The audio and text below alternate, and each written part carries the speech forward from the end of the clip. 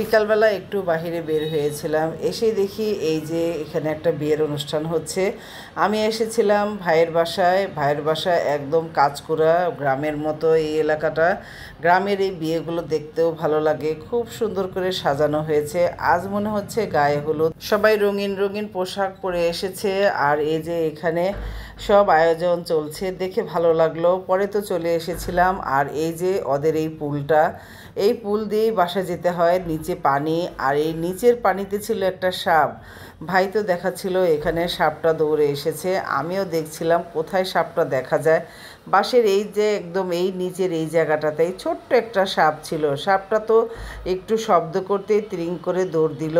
আমি তো ভয়ে শেষ। আহেরে, এখানে ওই যে সাপটা দেখা গেল একটু, এইখানে সাপ কী যে হবে, বাসার ভিতরের কখন না জানি সাপ ঢুকে যায়।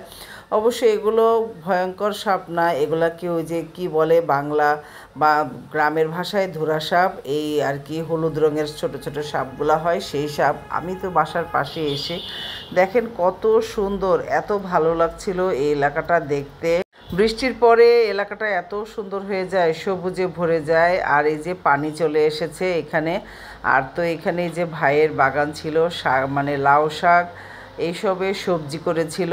আর এই নিচেই ছিল অনেকগুলো মাছ, ভাই দেখাচ্ছিল না, মাছ অনেক নাড়াচাড়া করতেছে। আমি তো এই যে শরবত খেলাম, এসেছি আর লেবু শরবত, সাথে এই যে পায়েস রান্না করেছে আর নুডলস রান্না করেছে নিশি। নুডলসটা তো খুবই মজার হয়েছে। আর এই যে আমার পায়েসটার খাওয়া হয়নি, বললাম যে এত কিছু একসাথে খেতে পারবো না, কারণ এক গ্লাস পানি খেয়েছিলাম, আবার বোরহানিও দিয়েছিল ওরা, সেটাও খেলাম।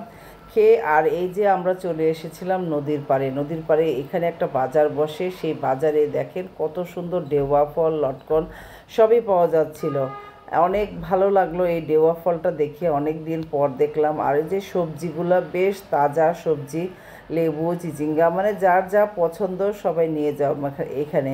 আর এখান থেকে অনেকেই বাজার করে, আবার অনেকে দুধও কিনে, এখানে একদম ফ্রেশ ভালো দুধ পাওয়া যায়। আর এই যে তরমুজ, বাঙ্গি, মানে সব ডিম, এই যে ডিমও পাওয়া যায়। গ্রামের এলাকার প্রতিবেশী এলাকার সবাই এখানে নিয়ে আসে বিক্রির জন্য। এই যে আনারসগুলো দেখছিলাম।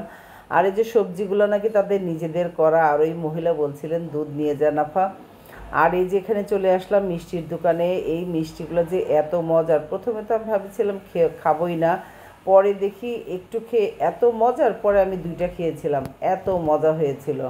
আর এখানে তো এখন ঘন ঘনই যাওয়া হচ্ছে যে এই মিষ্টির লোভে, মিষ্টিগুলো একদম গরম গরম বানিয়ে দেয় আর খেতে যে কি মজার হয়। আপনি একটা খাবেন না, দেখা যাবে যে দুই তিনটা খেয়ে ফেলবেন, এত মজার মিষ্টি। আমি তো কয়েকবারই গেলাম, তার মধ্যে এই প্রথম দিনই খেয়েছিলাম যে